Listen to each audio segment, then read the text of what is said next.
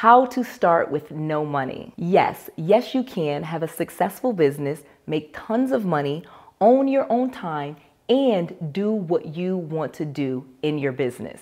I can tell you exactly how to do it and start with no money. Let's go. Noel. Yeah, she can fix that. If you gotta get it done, no, you need to do it better. Well, she can fix that. Yeah, she can fix that. Investment to get back, trying to get a big stack. She can fix that. Let's fix that. I'm going to share with you a step-by-step process on how to start a business with no money. I'm going to share with you the exact process that I use starting from my parents' basement. And I'm going to share with you the biggest mistake that people spend money on when trying to start a business. So there are so many benefits to being an entrepreneur. As an entrepreneur, I am able to create my own schedule, I'm able to own my time, and more importantly, I am able to make as much money as I choose. There are no limits on my income potential. When you're an entrepreneur, you can charge what you want for your products and services. You can work as much or as little as you choose. You can create your own schedule. And like I said, most importantly, you can make as much money as you want. You're not limited by your paycheck or by your hourly wage. You don't have to rely on income or a bonus or someone else to give you money. You as an entrepreneur get to set your own income. That is the best thing about being an entrepreneur and the thing that I love. So let me tell you how you can get started today. So the first thing that you want to do when you are starting a business and you have no money is you're going to have to give first.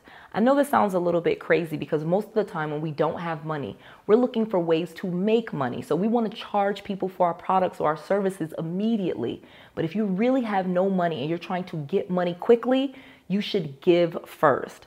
I know this sounds crazy, but think about it. We have hundreds of churches, just using that as an example. And church is absolutely free. They give first. The pastor or the preacher speaks, and then they ask for money. But the psychology behind it remains the same. You have to give first and give someone value, and then it is very easy to get money. If you give first and you create value, then that will trigger the law of reciprocity, and many people will start giving you back money in return and paying for your products and services. Number two, you need to get comfortable asking for money. I know this sounds crazy. Most people have a big hang up asking for money or asking for the sale.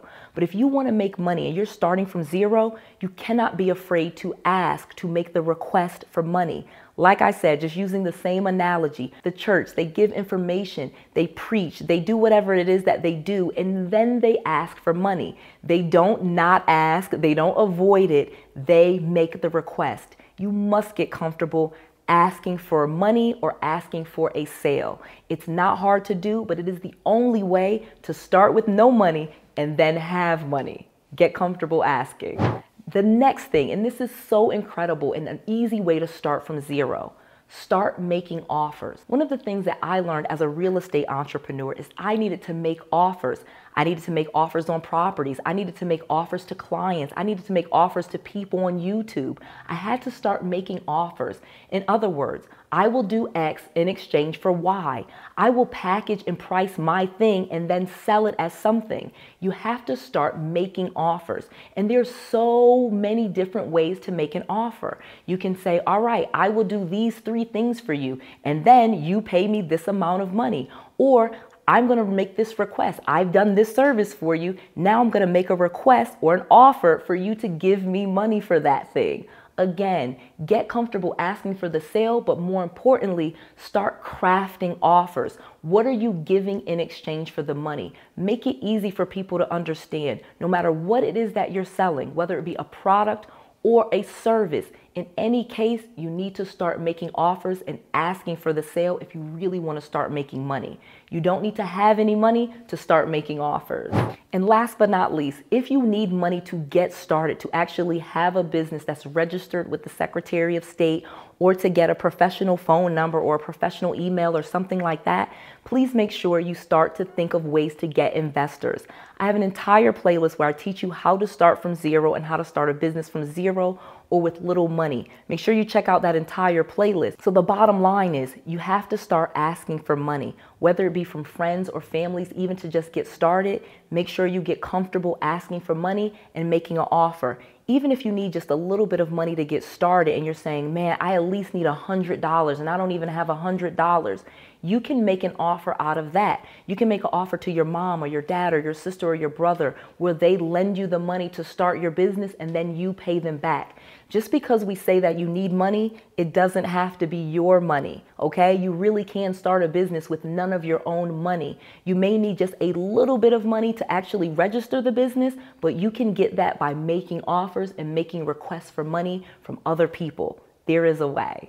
So let me give you a quick story and tell you about students that I have had that had absolutely no money. Again, most of my students now pay me for mentorship, so I'm not including those students. I'm talking about people that I knew before I ever formally mentored or coached anyone and how they started from zero, just like Noelle. I had this one student, it was a friend of mine that wanted to invest in real estate. We were in class together and started going to real estate investor meetings together. And this person was living with their parents the same way that I was. I was able to get a little bit of my money to invest in real estate by canceling one of my classes at the University of Connecticut and then using that refund to pay for some of the things that I needed. I am not suggesting in any way that you did this, but this is what I did. And what my friend did, because they didn't even have that as an option, they had to hand make a lot of their ads and they used their own social media.